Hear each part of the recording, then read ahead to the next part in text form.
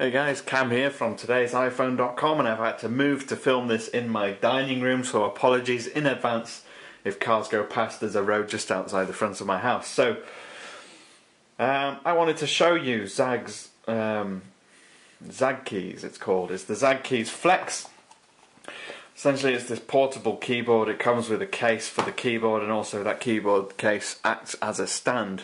I'll show you that fits in really neatly. You can see it's a nice, tight, snug fitting case, so it's not just there to look good. It actually does protect the keys. It comes with a dust protector that lays on top of the keys as well. I don't tend to use those, but if you're particularly anal about the way that you look after your keyboards, then it comes with one of those as well. You can see there's a little tab here that you can use just to put your thumb in, and you open it up. You can see the keyboard there, and obviously ZAGG's branding imprinted on the microfiber lining there. Now this case acts as a stand for your iPad when you're using the keyboard, so if I show you how that works quickly, I've had a few days with this, so I should be able to do it by now. Simply just fold it like that, and you can see it's got a nice angle for you to view your iPad at, but obviously it goes that way around, so the ZAGG actually, the branding's actually upside down for that point. So I'll just place my iPad in there. Now every once in a while I've noticed that this tends to just kind of collapse underneath the iPad. It doesn't happen very often. It tends to only happen if I kind of push my iPad a little bit too hard, but in general it's pretty good at holding. It's got a nice sturdy frame there, which is adequate if you just want to rest your iPad against it. And obviously the keyboard's the main focus of this device. You can see on the back it's got a few switches on there. I'll do a close-up of those.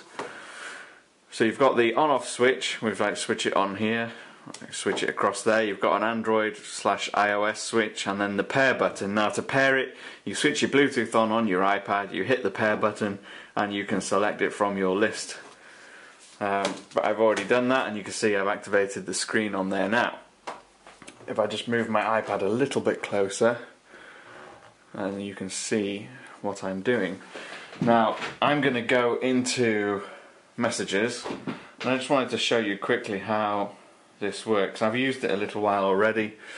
I've actually found that it's one of the keyboards, even though it's obviously a lot smaller than a full-size keyboard, the keys themselves are so well spaced out and tactile. They've got like this textured finish. It's not rough, but it's definitely kind of soft touch. It's not shiny and slippery, so your fingers tend to get used to it.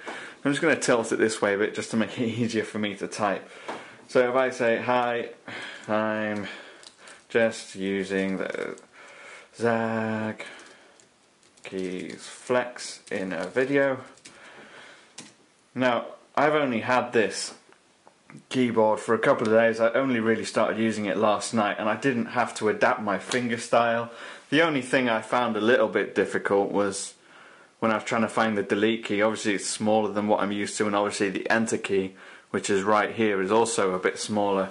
You get a really nice response from the keys when you're typing. It's got this really comforting kind of clicky sound, not like the old school keyboards that made massive clanks, but this has got a really nice tactile touch. I really enjoy the way it's also really lightweight as well, and it feels kind of durable. It's got feet on the bottom, obviously, to stop it from slipping. These rubber feet, you can see there's one there. And I've really enjoyed it. There are specific keys for specific actions, so obviously it's designed primarily for the iPad. Now you've got a cut, copy and paste buttons. You've got play, pause and fast forward and rewind. Not rewind, I mean skip forwards and skip backwards. For your music controls, and obviously there's volume up, volume down and mute switch like you would get on a Mac.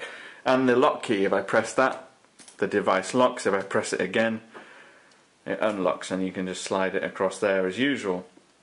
I'll show you, there's a photo button. If I press that, it will start a slideshow of my images, which you can see on the screen there. If for whatever reason you want to type using the touchscreen while you've got this plugged in, you can press the keyboard button and the on-screen keyboard shows up, and you press it again and it disappears. And obviously if you want to go home, you don't have to press the home button on your iPad. You can press the home button on the keyboard and it goes back to your home screen. So all in all, they've really thought about everything. They've thought about the way the keys are laid out. Everything's fantastic on there. There are things I would like to see changed, but I don't think it's something that ZAGG can do.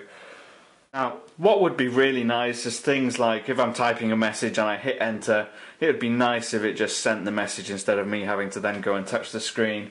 Now, it may just be that I've overlooked something and there is a way of doing that, but I'm not sure. I haven't found a way just by using it, so we'll see. I'll have a look it up, and if I'm completely wrong, I'll put a little tag in the video.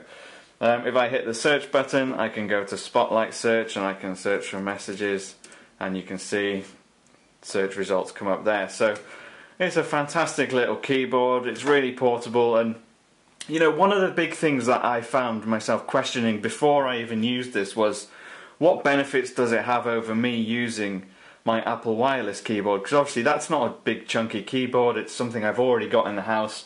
Would I purchase this if I had the Apple wireless keyboard already?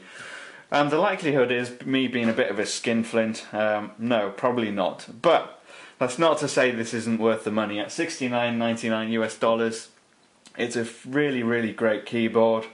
And you know what, I would probably, if I had the choice of taking this out with my iPad or taking my wireless keyboard, and obviously I've got them both now, I would take this because obviously it's in a smaller package, it's more portable, you can throw it back in the case when you're done, which obviously I can't do with my wireless keyboard, the Apple one, because it's a full size one. And you know what, I've not had any trouble getting used to this at all, so it's a fantastic keyboard, it really is.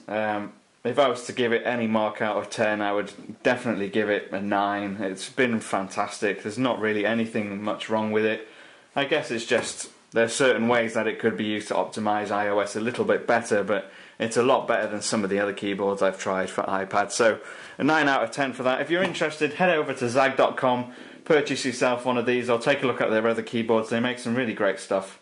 I've been Cam from Today's iPhone. If you want to ask me anything about this keyboard or anything else I review, please feel free. I'm on Twitter at @TIP_Cam, and I'll see you again soon.